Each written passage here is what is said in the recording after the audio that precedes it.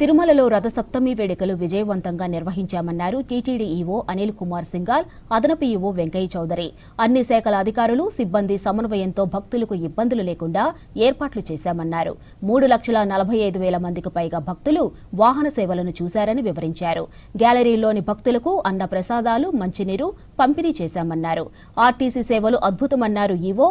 TTD ఏర్పాట్లపై భక్తుల నుంచి మంచి స్పందన వచ్చిందన్నారు. జిల్లా పోలీసు యంత్రాంగం, ఆర్టీసీ, శ్రీవారి సేవకుల సమిష్టి కృషితో రథసప్తమిని వైభవంగా నిర్వహించామని తెలిపారు. అదనపు ఈవో వెంకయ్య చౌదరితో కలిసి తిరుమల అన్నమయ్య భవన్లో మీడియా సమావేశం నిర్వహించారు ఈవో సింఘాల్.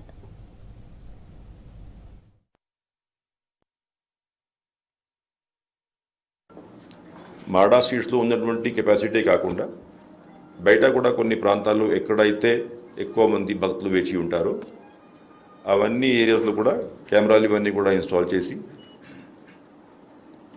వీలైనంత వరకు అక్యురేట్ అసెస్మెంట్ చేద్దామనే ఉద్దేశంతో ప్లాన్ చేయడం జరిగింది. దానికి కారణమే అంటే మనకి కరెక్ట్ నెంబర్ ఆఫ్ డెవోటీస్, భక్తులు, పిల్గ్రిమ్స్ ఇవంతా కూడా ఎస్టిమేట్ చేసుకుంటే ఎప్పటికీ అప్పుడు మనం చేసుకోవాల్సిన అరేంజ్మెంట్స్ కూడా అదే ప్రపోర్షన్లో చేసుకోవాల్సిన అవసరం ఉంది. కాబట్టి ప్రొఫెషనల్గా, అక్యురేట్గా ఈ డేటా అంతా కూడా మనం ప్రతి సంవత్సరం ఇప్పుడు నుంచి అనలైజ్ చేసుకోవాలంటే ఏర్పాట్లన్నీ కూడా ఇంప్రూవ్ చేసే దిశగా ఈ డేటా అంతా కూడా ఉపయోగపడుతుందని భావిస్తూ ఉన్నా. ఉదయం నుండి సాయంత్రం వరకు ఏదైతే 7 వాహన సేవలు ఉన్నాయో ఈ 3,45,000 మందిలో ముఖ్యంగా గరుడ సేవతో మనం కరెక్ట్గా కంపేర్ చేసుకుంటే దాదాపు 1,80,000 మంది అప్పుడు గరుడ సేవ జరిగేటప్పుడు, గరుడ వాహన సేవ జరిగేటప్పుడు మాడా స్ట్రీట్స్లో కూర్చుని ఉన్నారు. ఈ వెహికల్స్ ఏదైతే తిరుమలకి వస్తూ ఉన్నాయో, పోతూ ఉన్నాయో ఆ డేటా మనం చూసుకున్నట్లయితే